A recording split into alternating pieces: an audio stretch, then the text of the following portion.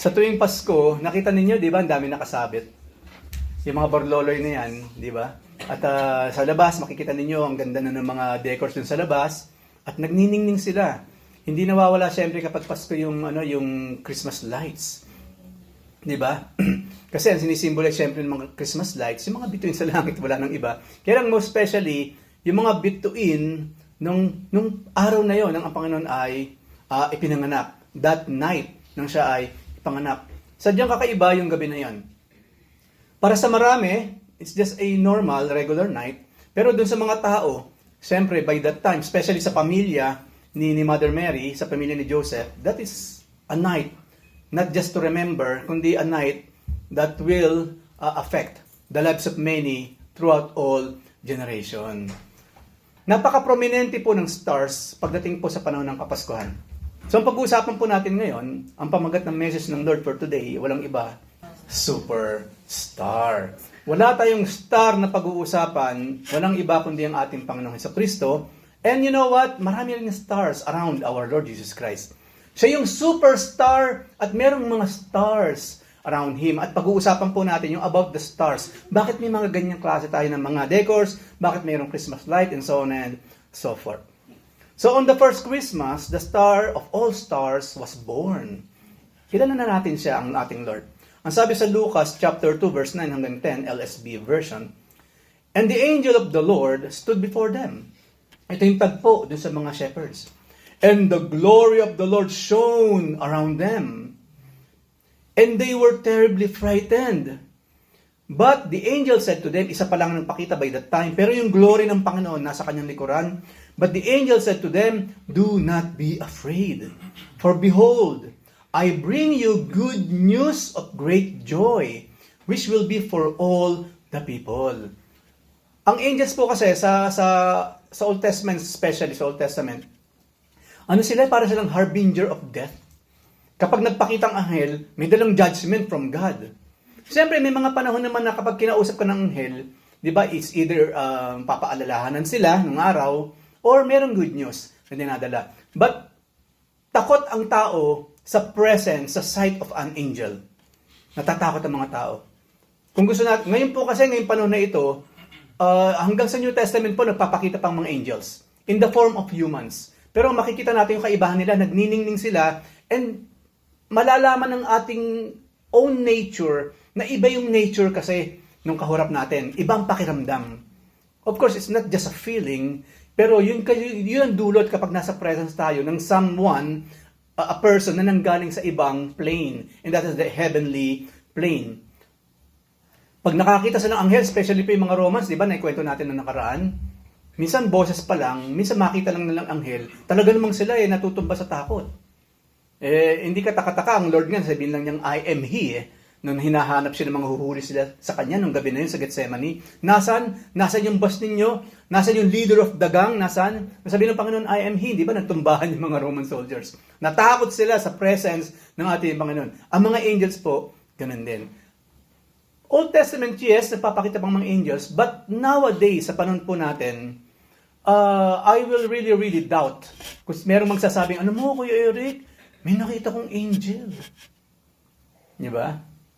Kasi po, una, hindi magpapakita ang angel kung walang purpose ang Diyos. Ano yung purpose nun? Malaking purpose na ang epekto pang buong mundo. Ang epekto para sa kaligtasan ng marami. Hindi po siya magpapakitang, hi, ganun lang, nakakita ka ng anghel. Look at me, lilipad-lipad ako dito or what, ang ganda-ganda ko. Hindi po ganun kasi. Meron tayo nakikita sa sky, parang angel or what, but it is something else. Ulitin ko po, hindi randomly magpapakita ang anghel. Number 1, utos ng Diyos. Utos ni Yahweh. Pangalawa, merong heavenly purpose. At ang purpose na yun, hindi lang sa'yo, kundi sa buhay ng marami, may kinalaman sa buong universe.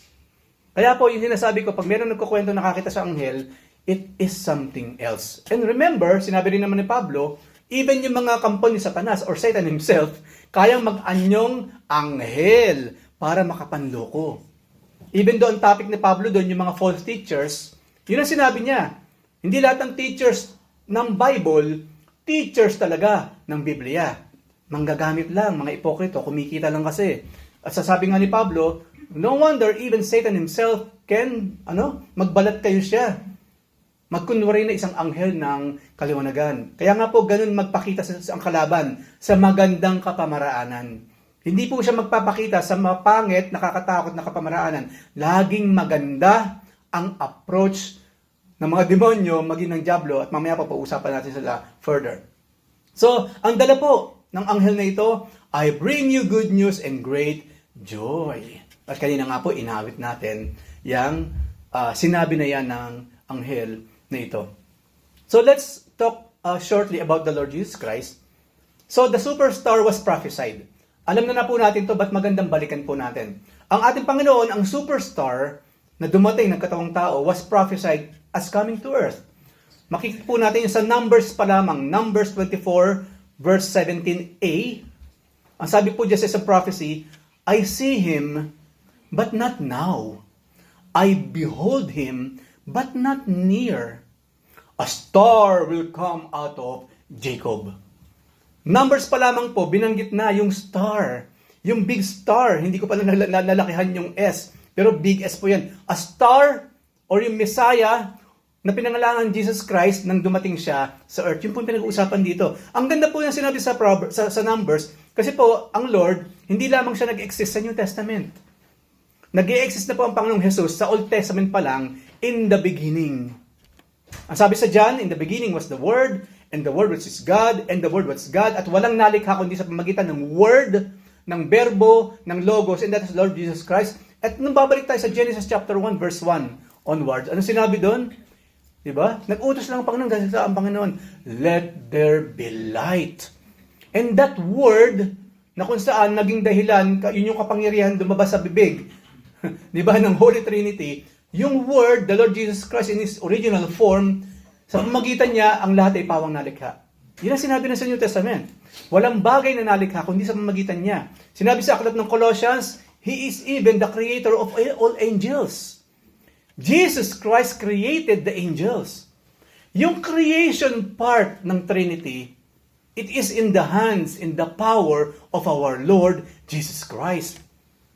Yung Messiah, yung Emmanuel, yung Savior, nung magkatawang tao siya, si Jesus.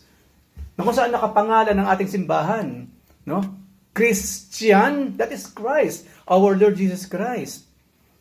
So ulitin ko po, the power over creation, kapangyarihan po ng Panginoon yan. Di ba po nagpakita siya ng konting power nung yung tinapay dumami?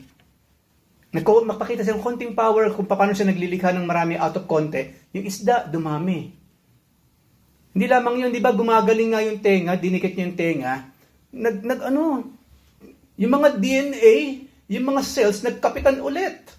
Kaya, ni Keloid, wala. Pag ginano mo yung tenga niya, ni Malchus, hindi masakit. As in, balik sa normal.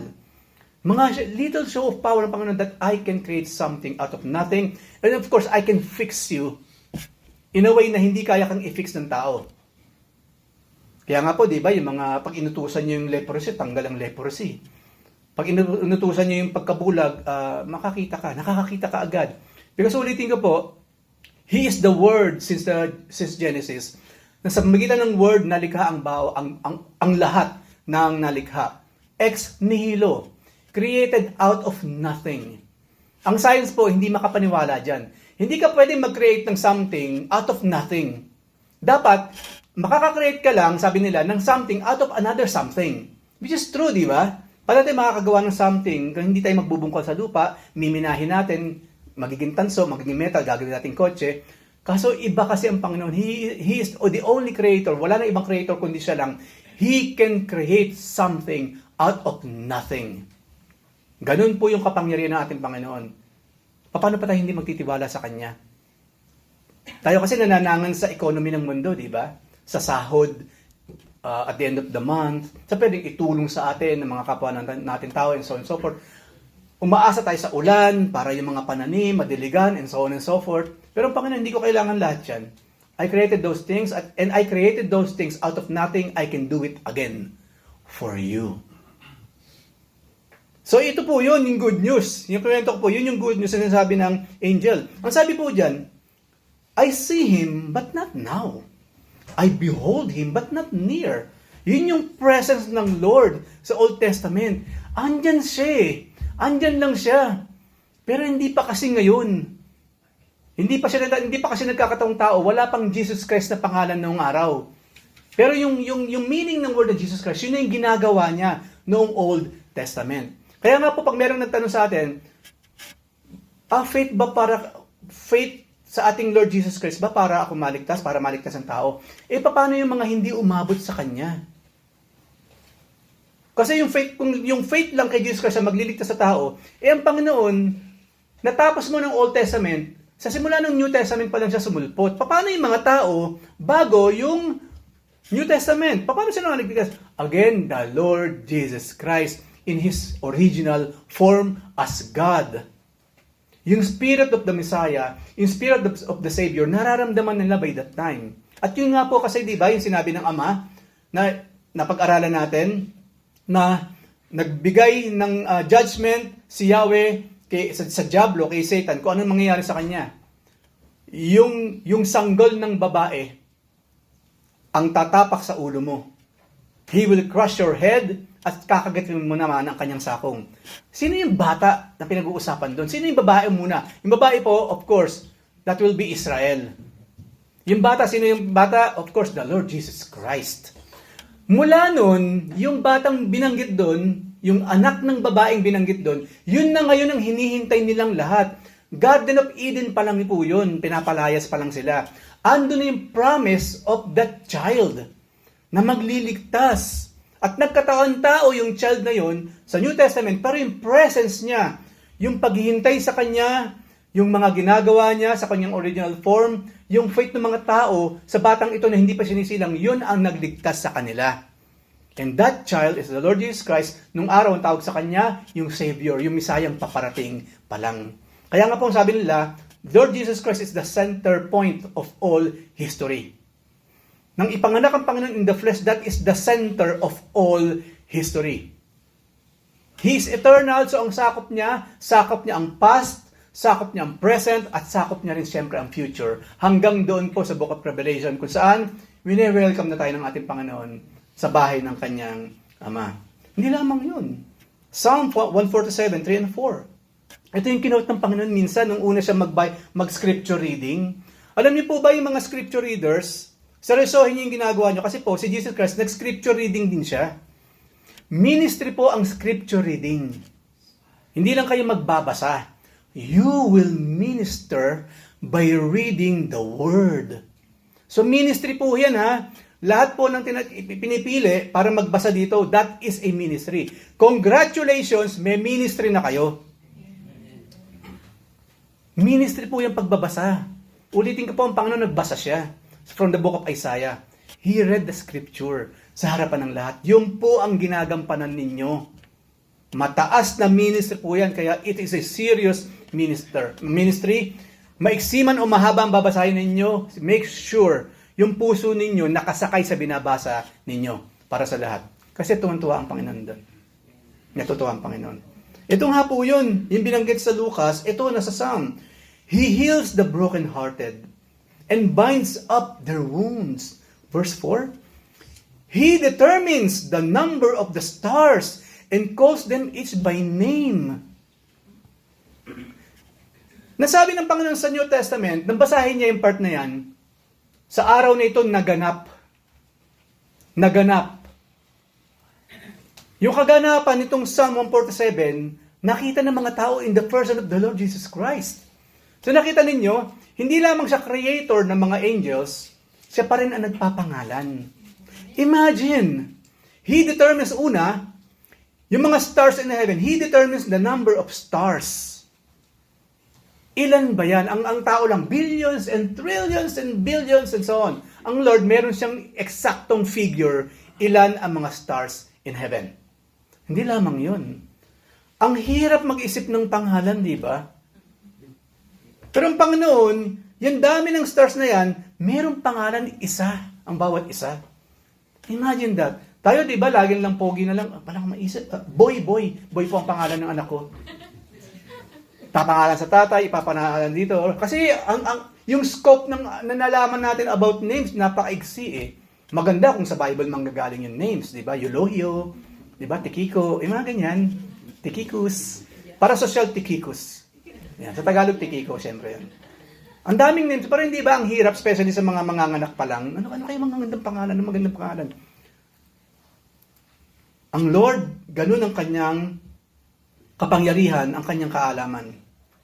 He determines the number of the stars and calls them each by name. Tayo kasi ang tawag natin, kunyari, isang belt ng mga stars doon, Orion's belt. Sagittarius. Oh, parang Leon. Leo. Ano nangyari? Horoscope. Inilagay na yung kanyang fate sa stars. Sinabi rin po sa Biblia, huwag daw nating ilalagay ang ating fate sa stars. Huwag nating ilalagay yung ating fate sa moon, sa heavenly hosts. Bawal po yun. Ba, itigil na natin patatanungan, ano ka? Leo nga pala ako, ano ka ba? Scorpio. Oh, Scorpio, kaya ka ba na-sting ako ng kagandahan mo? Or what? Husay talaga mambole. Husay. Huwag daw ilalagay ang fate, ang kapalaran sa stars. Nandyan lang sila for our amusement. Para natin natin makita ang kagandahan ng ligahan ng Panginoon at tayo talaga namang sumamba sa Kanya. So yun po. Hindi lamang yun, syempre. Revelation 22 verse 16. NASB. Sabi niya, I, Jesus, have sent my angel to testify to you these things for the churches. I am the root and I am the descendant of David, the bright morning star. Alam niyo po ba na meron ding isang nag-claim na siya ay bright morning star? That is Lucifer. Yan din po kasi ang tinawag ni Lucifer, ang tinawag kay Lucifer nung araw, bago siya nag-fall. Among the angels, among the stars in heaven, pinakamaganda si Lucifer. Sa pangalan pa lang napakagandang Lucifer. Magandang pangalan po yan, ibig sabihin ng Lucifer. Kaya lang yung person na nagdadala ng pangalan, naging diablo, naging devil. Kaya wala tuloy nagpapangalan ng Lucifer. Lucy na lang, di ba? O Fer na lang, Fer. Lucy Fernando. Di ba? Ayan. So sabi, ang Lord mismo nagsabi, I am the bright morning star. Yung dating merong ibang may hawak nun, tinapos ng Panginoon. Kasi nagkatawang tao siya eh. Ang sabi po sa aklat ng Psalms, ang Lord ang pinag-usapan doon, you make Him a little lower than the angels. Kasi, in the flesh, na magkatawang taong Panginoon, He indeed became a little lower than the angels kasi naging tao siya eh. Tayo po kasi, we are a little lower than the angels. Kasi sila, heavenly beings, makapangyarihan, di ba? Tayo naman po, nilikha sa alabok, pero ang kagandahan po nun, nilikha tayo sa wangis naman ng Diyos. Okay? So, I am the bright morning star. Siya daw yung bituin na kapag nag-umaga, una mong makikita. At indeed, makikita po niyo even here, kasi umiikot naman ang mundo eh. Kung nandito yung star na yon, pag umikot ang mundo, nakikita siya ng lahat. Even here, makikita po ninyo meron. Of course, planeta yon. Planeta po yon. It's either Venus or yung malapit sa atin na or Mars or what. Pero then again, ang sinisimbolize kasi nun, it is a star sa ating paningin. Pero planeta po yon. Kung hindi planeta, araw din. May isang malaking araw sa mga malayong. Yun ang sinisimbolize nun. Sabi na pang, I am that. I am the bright morning star. Ibig sabihin, paggising mo, nandyan na ako. Lagi ako nakatunghay sa'yo. Diba? Saka hindi lamang yun. Alam naman natin sa Bethlehem. Hindi ba yung star of Jesus yung mismong nag-guide dun sa mga dun sa Three Kings nga ba yun? Three Kings? Si Melchor, Gaspar, and Baltazar? Wala po sa Bible yun. Basahin yung Bible, Matthew, Mark, Luke, John, walang three kings. At especially walang pangalan. Ang sabi po doon, wise men from the east. Hindi rin sinabing, three wise men from the east. Hindi rin po. Ang sinabi lang, wise men. So, it's either dalawa or mas marami pa sila. Marami pong theologian nagsasabi, they are not just three. Marami sila.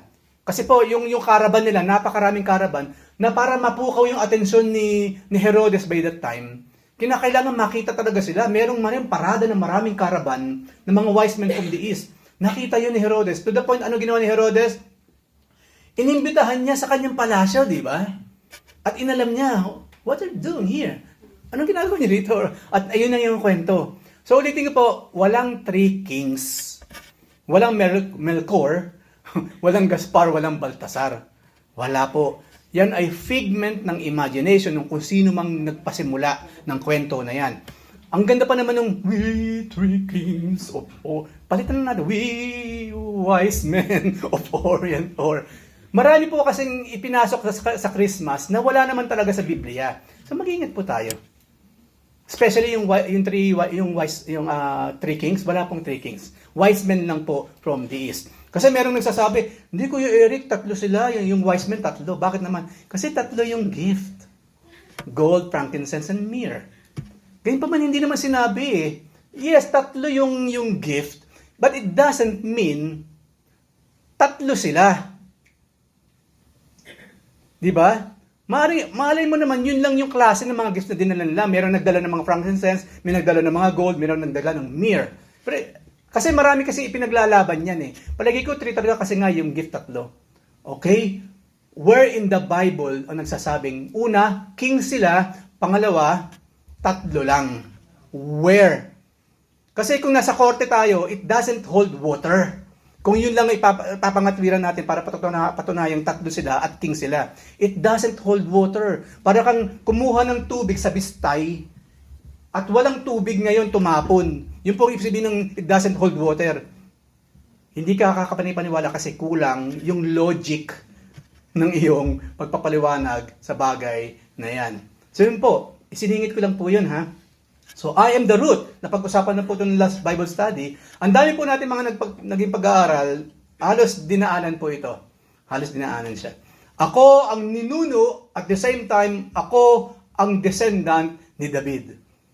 Tunay na Diyos ang ating Panginoon. Alam niyo po ba na minsan dinidebate siya ng mga Pharisee? Hindi, wala ka naman eh. Hindi totoo yung mga claim mo or what. Ngayon, merong itinanong ng Panginoon para matahimik sila.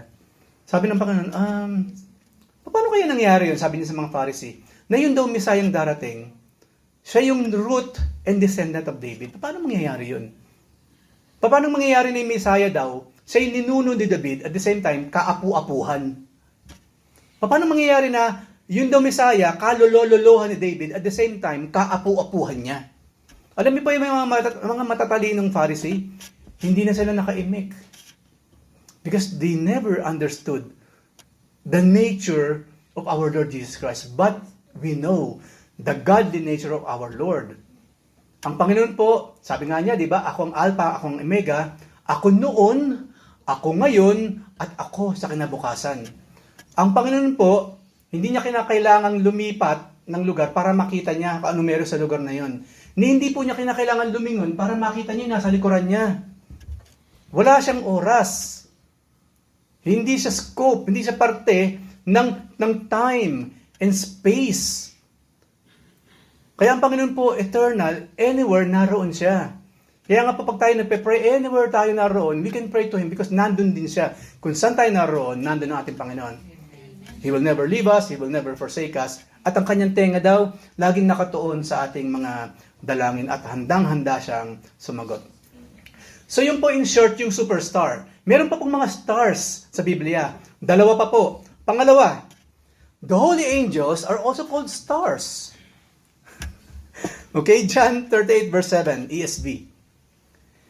When the morning stars sang together, and all the sons of God shouted for joy. Ang buong kwento po niyang verse na yan yung si Job nagrereklamo na. Nagkasala rin po si Job. Kasi kinwestiyon niya na ang Diyos bandang huli. Panginoon, bakit nangyari ito? Bakit buti pa hindi na ako ipinanganak? Isinusumpa ko yung araw ng aking pagkapanganak. Ngayon, ang Panginoon sumagot ngayon. Hoy, nasan ka ba nung nililikha ko ang sanlibutan? Alam mo ba kung saan nakatayo yung pundasyon ng universe? Siyempre, si Job, O nga, no? May pundasyon pa ng universe. O nga, saan nakatayo yun? Hindi lamang yung sabi niya, habang nililikha ko yung sanlibutan, ang mga bagay na ito, habang nag-aawitan yung mga stars in heaven, yung mga angels, nasaan ka? Wala ka naman, di ba? Tapos kung magreklamo ka sa akin, ganun na lang. Alam niyo po, minsan ganyan sumagot ang Panginoon. Who are you to question me? Hindi ba may trabaho ka ngayon? Opo. Ba't wala kang panahon sa akin? Hindi po nanunumbat ang Diyos. Ini-state lang niya yung truth, yung katotohanan. Wala kang trabaho kung hindi kita binigyan ng trabaho. Wala kang sakit kasi hindi ko hinayaang magkasakit ka. Pag tumawid ka, napaka-careless mong tumawid, hindi ka nasasagasaan, di ba? Because that's me. Tapos you will question me? Ganun po minsan ang Panginoon. Basahin niyo yung sa Job na yon. Ang ganda namang sinagot ng Panginoon. Talagang si Job po natahimik na lang. Hindi na siya nakapagsalita. Kasi, bagay, oo nga naman, tama ang Panginoon. Kasi alam naman po natin ang pinagdaanan ni Job, di ba? Walang taong gustong dumaan sa pinagdaanan ni Job. At nakita po natin, may permission ng Diyos kung bakit nagkagano ng buhay ni Job. At nung nagre-reklamo na si Job, di ba? Kasi si Job kasi parang natapakan na niya yung paa ng Panginoon sa mga sinabi niya. Kaya ang Panginoon, ganoon na lamang sinabi sa kanya, kinastigo talaga siyang todo, at kasama nga po ito. Nasaan ka when the morning stars sang together and all the sons of God shouted for joy? So, ang kwento po dito, ang magandang eksena po niya sa verse na yan, kung imagine ninyo, habang ang Panginoon nililikhang lahat, let there be light, hallelujah! Nagkakantahan po yung mga angels. Kasi po, unang nilikha ang mga spiritual beings bago yung mga physical or material beings, which is us. Yun po ang sinasabi rito. Nag-cheer sila. Hallelujah! Let there be birds flying in the sky. Hallelujah! Papalapakan po sila. Ganun yung mga angels. Ganun sila pagdating sa lahat ng ginagawa ng Diyos. Talagang ganun yung kanilang pagbubunyi. Hallelujah, Father! Holy, holy, holy. Ganun po yung mga angels. At dapat ganun din tayo. Ganun tayo ka-appreciative sa ginagawa ng Diyos sa buhay natin, hindi lamang buhay natin, sa buhay ng iba. Ay, gumaling ka na, praise God sa pagpapagaling sa'yo. Dapat tama po yun, yung pagpupuri sa Diyos, tama po yun. Kasi ang mga angels, yun mismo ang ginagawa nila mula noon hanggang ngayon. Ano yung sinabi sa New Testament? Ang Lord mismo nagkwento. Isang kaluluwa lang ang maligtas. Ano raw sinabi ng Lord? Laksa-laksang mga anghel sa langit ang nagdiriwang. Imagine that. Imagine that. Yun ang mga angels. Tinatawag din silang stars. Stars sa Biblia. So dapat po ganun din tayo. Ganun din tayo. Siyempre, kung merong holy angels, wala nang suspense. Even yung mga unholy angels, Satan and his minions, di ba? Ang sabi po sa Revelation 12:4, his tail, yun daw buntot ni Satanas, swept down a third of the stars in heaven or a third of the angels of heaven and cast them to the earth. And the dragon stood before the woman who was about to give birth, so that when she bore her child, he, Satan, he might devour it. Nakita niyo yung napaka-murderous ni Satan? Gusto niya paglabas ng bata, kakainin niya kaagad. Of course, we know who's that child. Di ba? Alam natin kung sino yun. So, at alam natin na after ni Lucifer magkudita sa langit, dahil nga punong-puno ng kasinungalingan si Satan, ang sabi po sa Biblia, Satan is the father of liars. At hindi lamang siya basta father of liars, embedded na mismo kay Satan yung pagiging sunungaling. Kaya nga po, sa mga pinag-aaralan po natin, yung pong kasinungalingan, pagsisinungaling, isa sa matataas na antas ng kasalanan against God. Kasi po, nagkaganito ang lahat dahil sa pagsisinungaling ni Lucifer. Dahil again, nagsinungaling si Satan doon sa Garden of Eden. Doon po nagsimula ang lahat sa sin of pagsisinungaling. Kaya po, isa yan, mag-iingat po tayo kung tayo sanay na sanay magsinungaling. At sabi nga nila, di ba, liars go to hell. Kasi po, ulitin ko po, sinabi po sa Biblia, yung mga sinungaling hindi papasok sa kaharian ng langit. Andiyan ka ngayon, papasok ka sa langit. Hindi pwede ang isa na namang Lucifer sa lugar na ito. Ilang libong taon nga ang inabot para malinis ang mundo, ang mga tao, dyan sa tao, sa isa-isang yan, sa Lucifer na yan, at sa kanyang mga minions. Kaya, hindi po pwedeng pumasok sa langit ang mga sinungaling. Ayaw namin ng gulo dito. Wala nang ibang gulong dapat mangyari dito. So, yun po sinabi sa Biblia. Ang sinungaling, hindi papasok sa langit. White lies? Diba? Walang dark lies, walang black lies, walang white lie. Lie is a lie sa harapan po ng Panginoon. Talagang kailangan lang natin pangatawanan kasi. Opo. Pangatawanan lang natin yung katotohanan. Alam ko, kaya nagsisinungaling, baka mapahiya, baka malagay sa alanganin, pero isa lang po yun, pangatawanan natin. Hayaan natin ng Panginoon. Siya nang gagawa. Lord, pag sinabi ko yung totoo, baka matanggal ako sa trabaho, lalo na sa bansang ito. Pag hindi ka umanib sa relihiyon nila, tatanggal ang trabaho. So be it. So be it. Kasi po marami tayong kababayan, umanib sa relihiyon nila kasi tatanggalan daw ng trabaho. I hope and I pray sa inyong lahat, kapag kayo, ginanyan kayo ng mga amo nyo, huwag kayong papayag. Sir, pumarito po ako para magtrabaho, hindi para magpalit ng Diyos. Hindi naman kayo pipilitin nun eh. Tatanggalin kayo sa trabaho, yun lang naman. Okay? Papalitan niya ng ating Lord. Faith again, faith. Nasa ng pananampalataya. So, even yung mga angels, holy or non-holy, tinatawag din silang stars. Diba? Sa Biblia. Of course, this is symbolical. Symbolical. But then again, nandun yung word, the star. Ganun kahalaga yung star. So, ang Lord, ang superstar, then merong mga stars, kasana po yung mga holy angels, saka mga unholy angels. Yung panghuling stars po, pag-usapan natin. Kasi po, napakahalaga na ito. Even the believers of Christ are also called stars. Hindi nyo na po kinakailangan mag-artista o mag-inarte para maging star. Opo, hindi na po. Automatic na po yun. Sinabi sa Biblia. Matthew 5:14-16. Ano sinabi ng Panginoon sa atin? Sabi niya, LSB 14. Sabi ng Panginoon, ha? Ito ang declaration niya sa atin. Declaration niya sa mga believers niya. You are the light of the world. Para daw kayong a city set on a hill, cannot be hidden. 15, nor does anyone light a lamp and put it under the basket, tatakpan. Pero pag meron daw light, ilalagay daw siya sa lampstand, and it gives light to all who are in the house.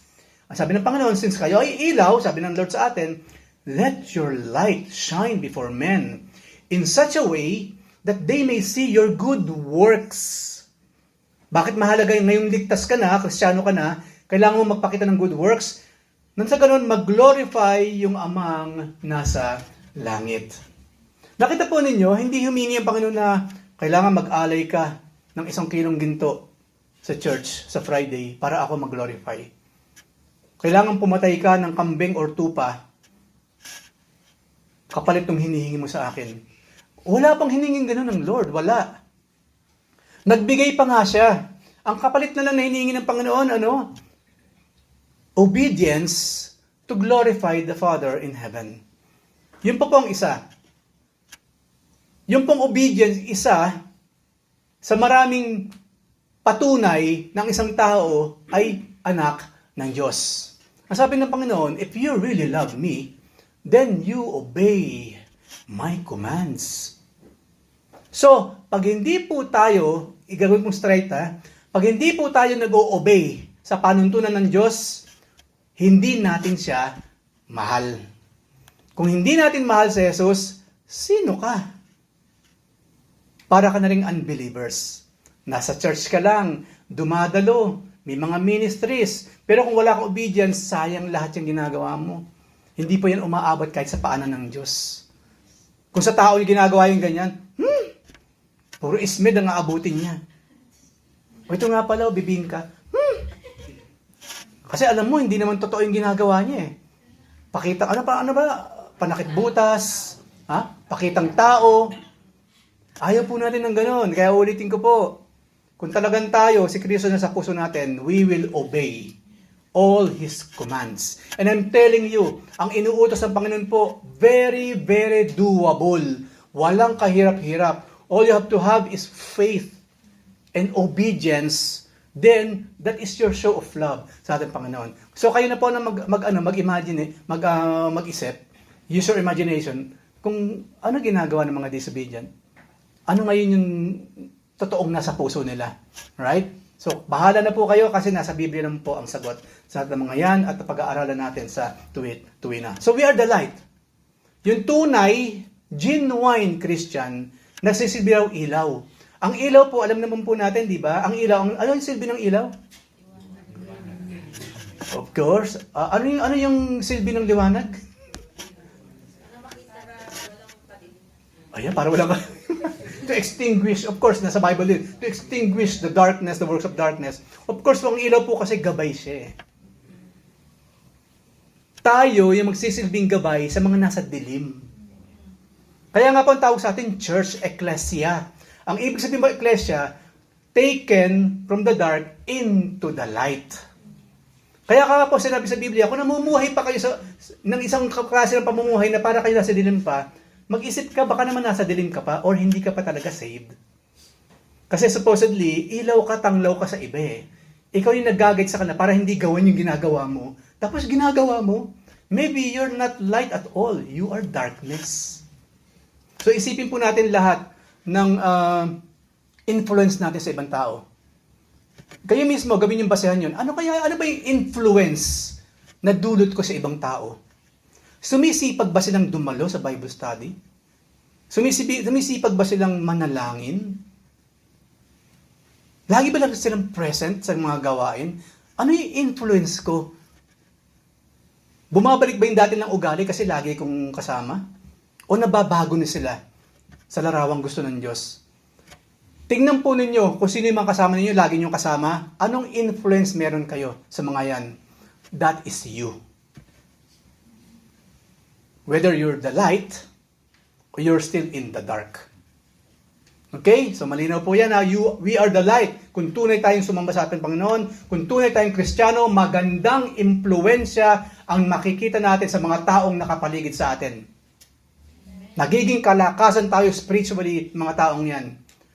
Lalo silang naaakit sa Diyos. Lalo silang na-encourage na dumalo, sumamba, magsilbi sa ating Panginoon. Hindi po lang po yan. Ha? Philippians 2:14 and 16. Patungkol din po sa atin ito. Ang sabi ni Pablo, do everything without grumbling or arguing. Why?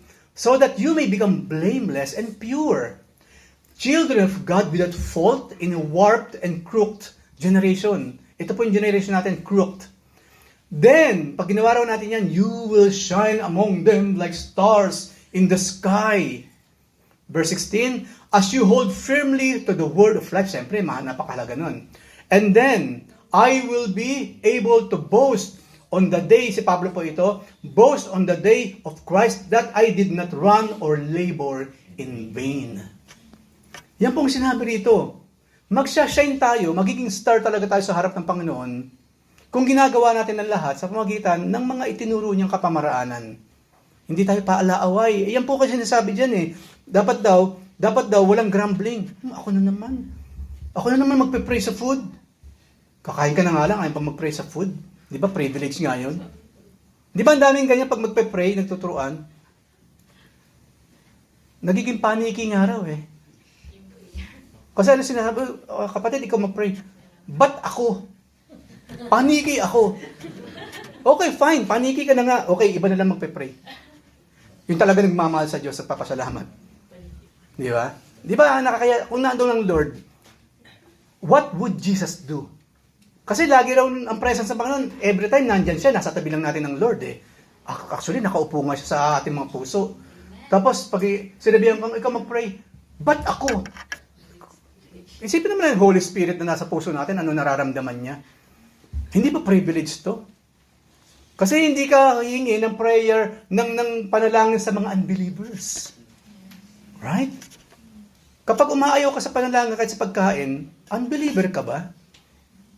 Kasi ang unbelievers po, hindi yan hinihingan ng request na mag-pray.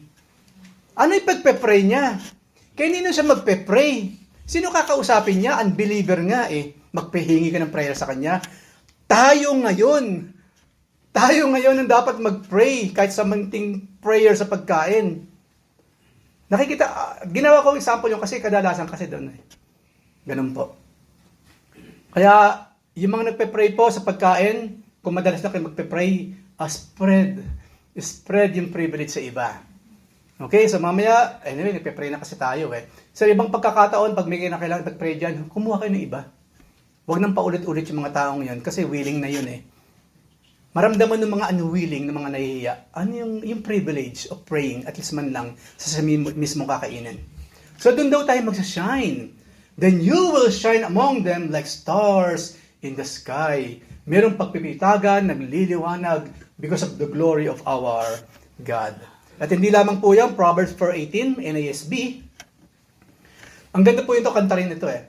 But the path of the righteous is like the light of dawn that shines brighter and brighter until the full day. Sa ibang pagkakasalin po yan, para siyang parang stars sa dawn.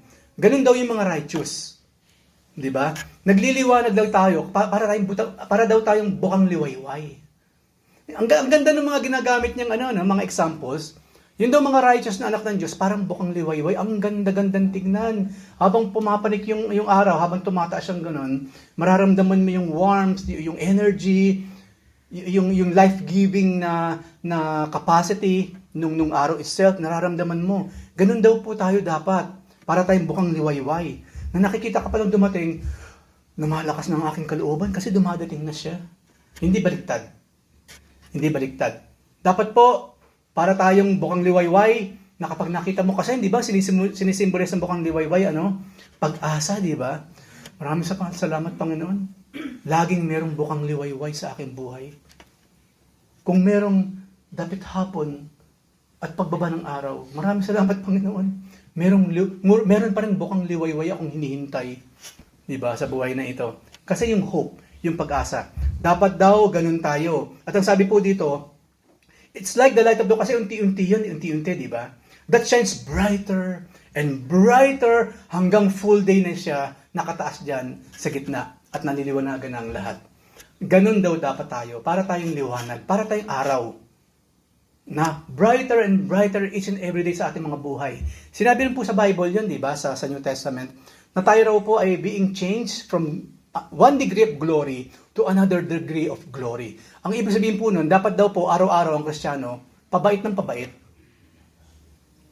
Dapat daw yung Kristiyano, pabawas ng pabawas yung ginagawang kasalanan. Kasi, from glory to glory to glory to glory, dapat daw po ganun. Kaya, dapat binibilang din natin yung ginagawa nating kalokohan, kung nababawasan ba o nadadagdagan pa. Opo. Okay? So, yan po tayo sa harap ng ating Panginoon. And lastly po, tignan natin. Ito sa Daniel 12:1-3, ESV. At that time shall arise Michael, the great prince who was in charge of your people. So, ito pong book of Daniel, yung mga darating na panahon, pinaprophesy niya, yung mga mangyayari sa Israel, and ultimately, mangyayari din naman sa lahat ng mga nananampalataya sa Diyos. Verse 1 again. At that time shall arise Michael, the great prince who has charge of your people. And that is Israel. Ang nakatalagang anghel po sa Israel, alam mo kung sino? Si Angel Michael himself. Nakita niyo yung nangyayari ngayon? Kanina pinag-usapan namin ni Mrs. everyday. Sabi ko, ang galing, ang Panginoon na magaling. Sabi ko, ang galing talaga ng Israel. Ang tingin mo? Nagtumbang parang domino, lahat ng mga kalaban nila. Parang kailan lang nandiyan pa yung mga terrorist group sa Gaza. Ngayon, durog na sila. Ni isang leader walang natira. Diba? Kawawa yung mga tao, syempre. Kawawa naman. Sumunod, Hezbollah. Durog. Decapitation kaagad. Yung mismong mga leaders kaagad. Diba? Kailan lang nangyari? Syria. Bumagsak naman si Assad. Lahat po ng mga yan, kalaban ng Israel. Kalaban din ng Diyos ng Israel, ng ating Diyos. Ang susunod daw, Iran. Hindi lahat po ng Iranians evil. We are talking about their governments. Evil governments. Marami pong mga Kristiyano sa Iran. And we must pray for them. Sa Syria po, marami rin mga Kristiyano doon. And we must pray for them. But kinakailangan ibagsak ng Diyos using the rod Israel para sila i-destroy isa-isa. Pansinin niyo po yan sa mga balita. Nagtutumba ni isa-isa. Lahat ng kalaban ng Israel nakapaligid sa kanya. Not because ang Israel matatalino, they are mighty, but because their God is the one true God. And their God is our God. Okay? Sabi nga ni David sa Book of Psalms, He will come and save you. Sa mga panahong kinakailangan mo ng tagapagligtas, matanggal ka sa isang kalagayan hindi maganda, He will come, definitely, and He will save us. Yun po ang sinabi sa Biblia. So, yun po yun. And there shall be a time of trouble. Ito po yung mga huling panahon. Such as never has been since there was a nation till that time. Ito po yung kahirapang walang pangalawa. But at that time, your people shall be delivered. Sino raw yung ma-deliver? Everyone whose name shall be found written in the book. Ito po yung doktrina ito. Ang tangi lamang po maliligtas. Yun lamang nakasulat saan? Sa Book of Life. Kung sino po yung mga tao na nakasulat sa Book of Life hanggang sa kahuli-huli ang kaluluwang ipakanganak sa mundong ito, kung sino man nakasulat doon, ligtas yun no matter what or any kind of circumstances surrounding that person. Kung nakasulat ang pangalan sa Book of Life, that person is saved. Yan po yung sinasabi dito, di ba? Ang tawag dyan, written in the book. But of course, definitely this is the Book of Life. Number 2, hindi lamang yun. And many of those who sleep in the dust of the earth shall awake. O di ba yung resurrection? Kaya po, dalawang klase ang resurrection para po maintindihan natin. Dalawang klase pong resurrection. Some, they will resurrect to everlasting life, and some to shame and everlasting contempt. Dalawang klase ang resurrection. Isa, magre-resurrect papuntang langit, mabubuhay doon toward eternity ng napakasaya, full of glory. Yung pangalawa, may magre-resurrect ulit, pero hindi pupunta ng langit, pupuntang impyerno. Kung saan everlasting, pahihirapan sila doon. Hindi sila pahihirapan ng mga demonyo, kasi po mga demonyo, nahihirapan din yun. Para po sa mga demonyo at kay Satanas, ang impyerno, marami siyang idinamay ng mga tao. Hindi po totoo ang naghahari sa impyerno si Satanas. Hindi po siya mayor doon. Hindi po rin naghahari sa demonyo, sa impyerno ng mga demonyo. Sa comics lang po yung nangyayari, saka sa movie. Sa Bible po hindi. They are afraid of hell themselves. Mababasa po natin sa chapter 20 ng Revelation. Di ba? Na ultimately, ika-capture yung Red Dragon at itatapon siya saan? Sa Lake of Fire, kung saan naghihintay yung false prophet, naghihintay yung kanyang mga Antichrist. Kasi Trinity rin sila eh. Unholy Trinity nga lang. Satan, the Antichrist, and the false prophet. Kung merong Holy Trinity, merong unholy Trinity, at this point in time, they will be thrown to the lake of fire. So, ito po mga kapatid, tandaan natin, dalawang klaseng resurrection. Everyone will resurrect. Pero magkakaiba na lamang kung saan ka pupunta. After mong mabuhay magmuli, throughout eternity. Piliin natin ang langit. I know walang pipili ng impyerno. Pero nag-decide ka na ba ngayon? Kasi sabi sa Biblia, there's only one way. There's only one truth. There's only one life. At that is the Lord Jesus Christ. Kung hindi mo pa talaga siya genuinely tinatanggap ngayon, then you're a clear candidate na kapag namatay ka and you resurrect, you will face hell itself. Hindi ko po kayo tinatakot, nasa Biblia po ito. This is just FYI for your information. Kung ayaw mo talagang mapunta ng impyerno, then do your part. Accept the Lord Jesus Christ as your Savior at totoong magsilbi sa Kanya, maging obedient. Na sa ganun matanggap natin sa huling panahon yung welcome, my faithful servant. Welcome to the presence of your Father in heaven. Sa iba naman, siyempre, sipain ka na lang doon sa baba. Kung saan, nagniningas ang apoy na hindi namamatay at may mga uod na hindi namamatay. So, ang lahat na nakasulat doon sa Book of Life, maliligtas lahat yan. At ito nga po, isang magre-resurrect sa everlasting life na punong-puno ng saya, at isa naman sa everlasting contempt. Verse 3, at ito nga po, Ito kasi meron choice dalawa Dalawa pupuntahan. Ang sabi sa verse 3, and those who are wise shall shine like the brightness of the sky above.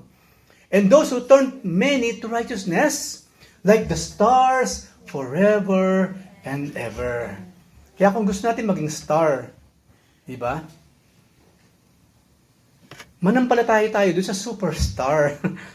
And that is the Lord Jesus Christ. Wala nang iba pa.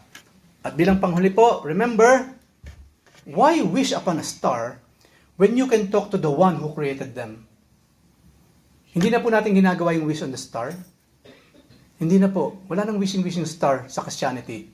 We will talk to the creator of the star. And that is the Lord Jesus Christ Himself. Okay, tayong lahat po yung tayo manalangin. Lord, thank you very much po for the stars in heaven. Na yung pala yung reason. Yung pala yung meaning is na every time kami namamangha sa mga magagandang stars na nakikita namin sa heaven. Lord, remind us of all of these things, Lord. Sa tuwing makakakita kami ng star, kahit mga Christmas lights, kahit ng parol, Lord, i-remind mo kami na ito pala yung behind this. Ito pa yung story behind sa bawat star na amin nakikita. Lord, thank you very much po na even though we are not really worthy, but since tinubos mo kami, Panginoon, ikaw rin, Panginoon, ang siyang gagawa ng lahat upang kami magningning sa buhay na ito. Lord, we would like to be that star, katulad ninyo, O Lord. We would like to be that light, that guide, na magagamit ninyo para po sa mga kaluluwang hindi pa po nakakakilala sa inyo.